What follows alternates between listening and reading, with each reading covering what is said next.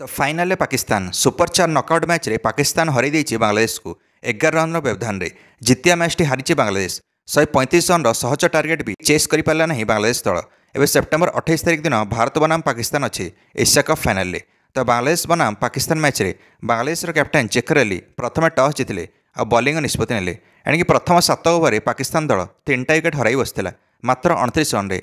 फकर Zaman opener 13 run करके out होगला Rishad Hossain द्वारा। Sam Ayub तो खाता भी खोली पारा नहीं। ओपनर साहिब जादा फरहान मात्र 4 रन करके आउट है। बांग्लादेश बॉलर मैंने बांधि देते पाकिस्तानी बैट्समैन को।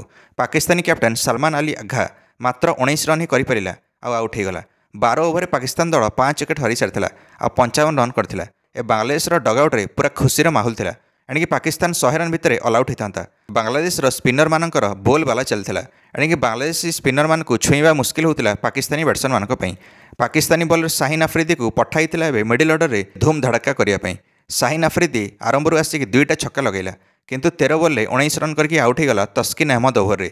एणिकी पाकिस्तान 71 रन रे 6 विकेट हरला। एडी मौका थिला बांग्लादेश जे पाकिस्तान को 100 रन भितर ऑल आउट कर। बर्तमान पाकिस्तानी बैटर मोहम्मद हारिस और मोहम्मद नवाज थे क्रीज रे बैटिंग करते किंतु एमान को देखिक लगुला पाकिस्तान घाबराई जाइए।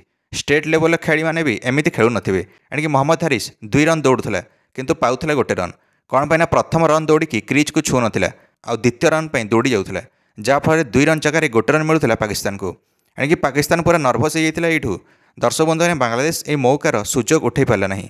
एवं 2 बैट्समैन सेट हो जाते मोहम्मद नवाज और मोहम्मद हारिस। मोहम्मद नवाज बाडौले आउ गोटे आड़े मोहम्मद हारिस साथ दौले मोहम्मद नवाजर। 2 जनक भितर 38 रन पार्टनरशिप है। यह पार्टनरशिप से भांगिला जो मोहम्मद हारिस आउट होगला 31 रन करके 18 ओवर। तापर मोहम्मद नवाज गोटे छक्का मारिला। तार छक्का मारिला पर तस्किन अहमद द्वारा आउट होगला। मोहम्मद नवाज 25 रन करिला 15 बॉल। पाकिस्तान दल निर्धारित 20 ओवर 135 रन पहुँचला 8 विकेट हराई।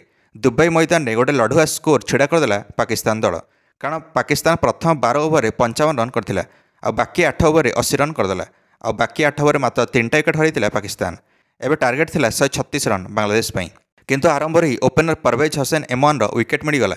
एणिकी परवेज हुसैन इमन बिना खाता खोलिकी आउट है शाहीन अफरीदी द्वारा। पाकिस्तान किंतु मेन चिंता थिला सैफ हुसैन विकेट जे बांग्लादेश सर्वाधिक रन स्कोर चलित एशिया कप रे। किंतु पावर प्ले 6 ओवर भितर सैफ हुसैन को आउट कराला हारिस राउफ द्वारा। ता सहित सैफ हुसैन बेस्ट जोड़ीदार ताहिद हृदय को भी 5 रन करके आउट कराला शाहीन अफरीदी द्वारा। बांग्लादेश दल 36 रन 3टा विकेट हरला। पाकिस्तान एवं जोश पलि आसाला। अन्य आड़े किंतु बांग्लादेश विकेट गोटे आड़े गड़ी चलता। एणिकी 73 रन बांग्लादेश दल 6टा विकेट हरई सारी। एणिकी बांग्लादेश कैप्टेन चेकर अली भी 5 रन करके आउट हो सारी। खाली केमी 4 छक्का मारिकी मैच शीघ्र जितेबू यही चक्कर रोते बांग्लादेश बैट्समैन मैंने आ गोटे पर गोटे विकेट हरई चलते। बांग्लादेश शेष में भरोसा रखिला शामीम हुसैन उपर। ये बांग्लादेश स्कोर को हाउले हाउले आगक बढ़िले। पाकिस्तान नर्भस हवा आरंभ है शामीम हुसैन बैटिंग देखी। एत नर्भस जे गोटे सहज रनआउट ही मिस करदेला पाकिस्तान। शामीम हुसैन रन दौड़े पड़े किंतु तांको साथी खेलाड़ी क्रीज रू बाहर नहीं। अन्यपटे क्रीज रे कहीं नथिले। 2 बैट्समैन गोटे पार्श्वर थे क्रीज रे। एणिकी पाकिस्तान रनआउट मिस करदेला ये शामीम हुसैन निजर खराब फिल्डिंग जो। कमेंटेटर किंतु उपहास कले शामीम हुसैन कहले शामीम हुसैन शॉट सिलेक्शन ठीक नहीं किंतु शामीम हुसैन ता पर बॉल एणिकी छक्का मारिले आ कमेंटेटर मुँह चुप करदे। शामीम हुसैन मैच टी को बांग्लादेश सपक्ष नहीं आसते आउ 39 रन दरकार थिला 19 बॉल जहाँकि संभव अच्छे T20 फॉर्मेट रे चेस करने। किंतु शामीम हुसैन गोटे रिस्क शॉट खेलीगले। शाहीन अफरीदी को रिभर्स शॉट खेलिया जाए कैच आउट होगले। एणिकी शामीम हुसैन बांग्लादेश एवं 97 रन 7 विकेट हरला। एवं आउ कहीं बैट्समैन नथिले जे कि टार्गेट पहुँचाई पारे बांग्लादेश। एणि बांग्लादेश तापर गोटे पर गोटे विकेट गड़ी चलला। एणिकी पाकिस्तानी बॉलर हारिस राउफ तो विकेट नाला बेलू एणिकी तले खसी पड़ूला बारंबार। एणिकी पाकिस्तानी बॉलर मानक निजे निजे विकेट दे देउथिले बांग्लादेशी बैट्समैन माने। शेष में बांग्लादेश दल 124 रन करपारा निर्धारित 20 ओवर 9 विकेट हराई 11 रन मैच जीतला पाकिस्तान। केवल गोटे बांग्लादेशी बैट्समैन जब रही था क्रीज रे ताले आराम से मैच जिते था बांग्लादेश को।